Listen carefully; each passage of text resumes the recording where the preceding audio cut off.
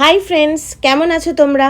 বড়দিনের বড় ভিড়কে উপেক্ষা করে আমরা তো চলে এসেছি আলিপুর চিড়িয়াখানায়। আর এবছর চিড়িয়াখানার 150 বছর উপলক্ষে নতুন নতুন অনেক চমক কিন্তু রয়েছে। তার মধ্যে ই টিকিট হলো অন্যতম। আমাদের 7 জনের টোটাল চার্জেস লেগেছিল 370 টাকা। 5-এর নিচে বাচ্চারা ফ্রি। যাই হোক, চিড়িয়াখানায় ঢুকেই তোমরা নবরূপে সুসজ্জিত চিড়িয়াখানা দেখে তোমাদের মন ভরে যাবে।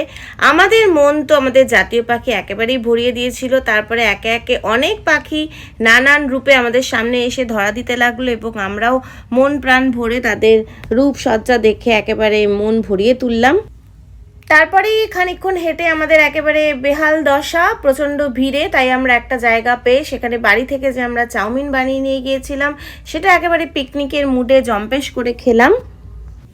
খাওয়া দাওয়ার পরে আরও কিছু অ্যানিমালস যেরকম জিরাফ, জেব্রা, শিম্পাঞ্জি, রিংটেলড লেমুর, এরকম আরও বেশ কিছু পশু আমাদের সামনে এলো।